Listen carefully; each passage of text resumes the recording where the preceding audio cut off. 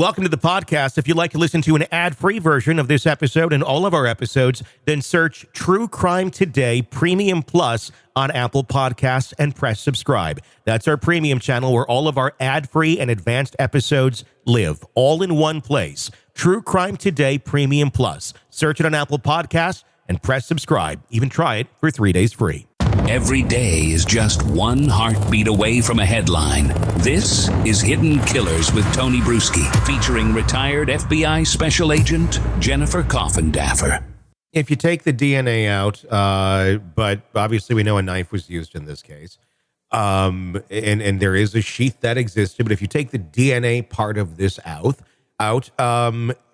obviously you can look at digital records, and I know they are. I don't recall. Have we ever seen anything that he had purchased the K-bar knife in terms of his digital purchase history? I know it's something that they were wanting to look at. Well, yes. So actually really looked into this right after all the search warrant information came out, where they did a search warrant for the two K-bar themselves. Mm-hmm. And I actually posted on Twitter because for me, I found this very interesting that they narrowed it down for us. The top, I believe it was 3 knife choices. And then I posted those to show everybody, listen, we don't know which one it was, but these were the only K-bar knives that Bryan Kohberger would have been able to purchase. Mm-hmm. And I posted those 3 because they have so many knives. Beyond that, we know that there were search warrants done again for Bryan Kohberger related to that purchase from Amazon. So while we cannot see that return per se, it sure adds up. And if you recall on Dateline, they were very specific and said adamantly that they traced his purchase of a K-bar knife to an Amazon purchase from their sources. Now, Dateline is pretty on top of it. I've actually never known Dateline not to be accurate. They vet everything so closely.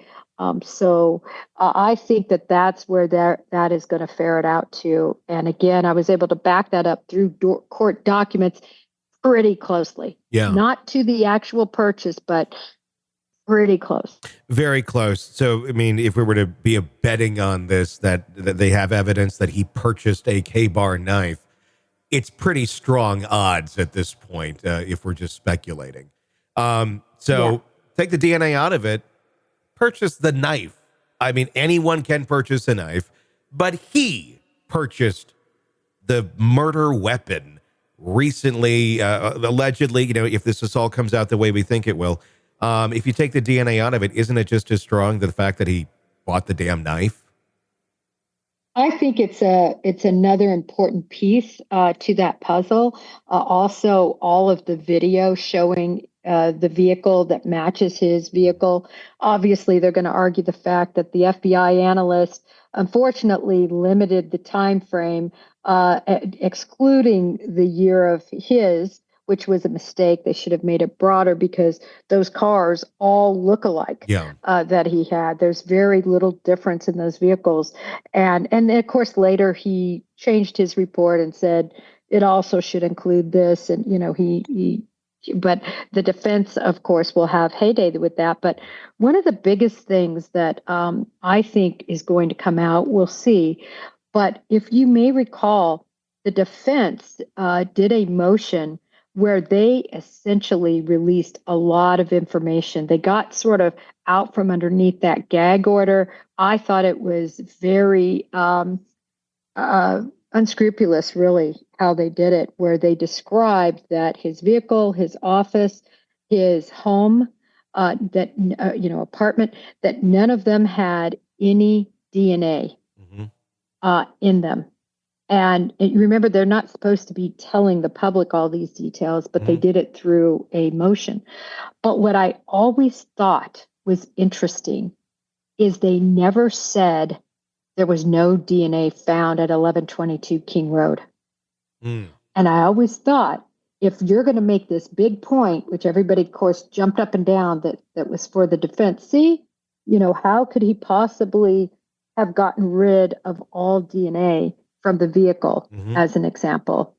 And I think they would have jumped up and down, and none of his DNA or nothing was found at the house as well. And that isn't what they said. So I keep wondering what pieces of information we might have in that regard from 1122 King Road. The other thing is, even though they said there was no DNA found in his vehicle, and scientists will get this, people with any sort of biology background, that's my background, chemistry background, DNA is contained in blood, DNA is contained in semen and in saliva and in hair, but hair is not DNA. Mm-hmm. Hair is hair. It's made up of other proteins and items. So same with blood, and only parts of blood even have DNA. Mm-hmm. Other parts of blood have no DNA. And so I always wondered, did they find anything in the vehicle, any blood staining, if you will, Mm-hmm. that didn't have DNA because it was too, cleaned and bleached and Sure. obliterated. So that's something I'm also going to be interested in seeing. Or did he do such a perfect job of disrobing and putting everything in a plastic bag, which is what I think he did, and took off everything that was bloody and, depart and put that in his trunk, and it never saw the inside of a vehicle. Yeah, he certainly, if it is in fact him, whoever did this, obviously was very careful not to leave a lot of evidence behind.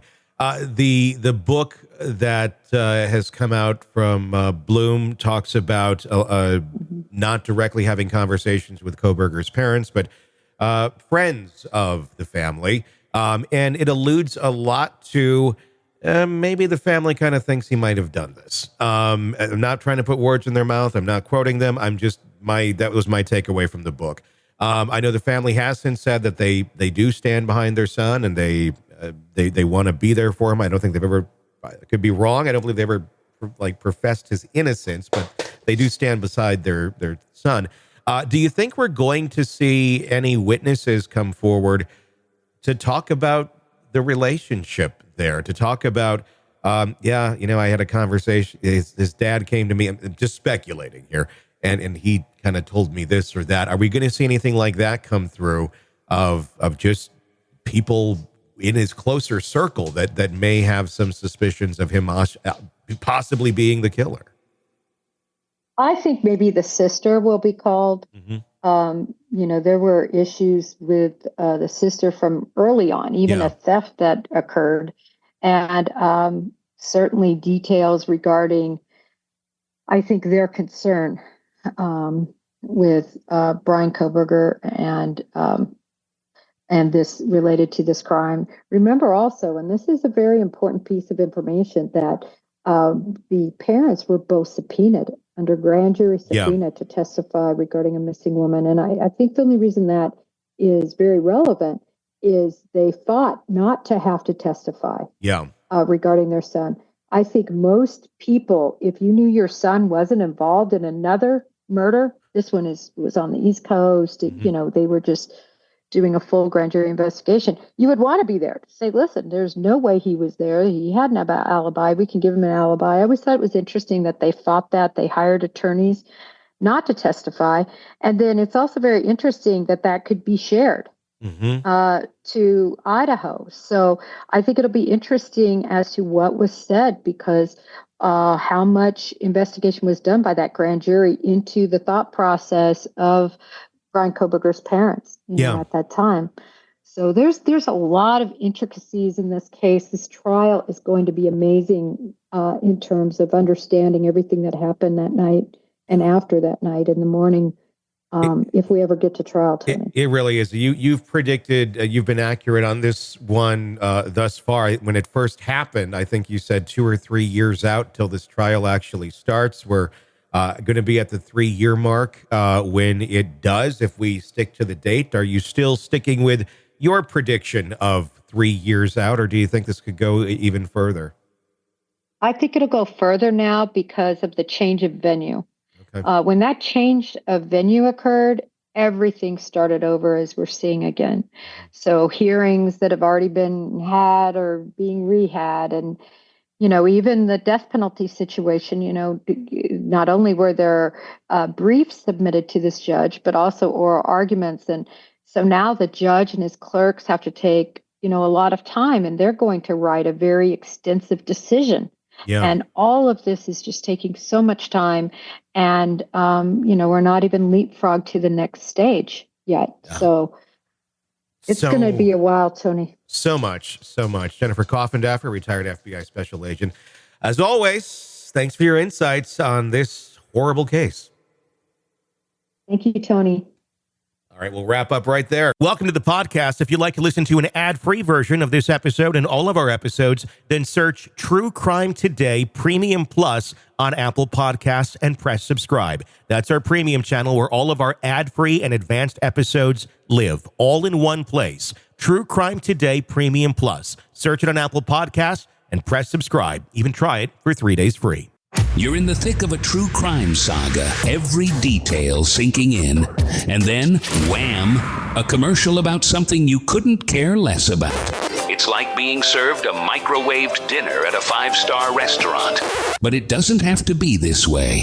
Go for True Crime Today Premium Plus on Apple Podcasts. With True Crime Today Premium Plus, you get uninterrupted, ad-free episodes, extended interviews that dig even deeper into the muck, and early access so you can brag to your friends. It's like ordering the secret menu at a crime buffet. So, search for True Crime Today Premium Plus on Apple Podcasts, subscribe, and savor every twisted detail without interruption.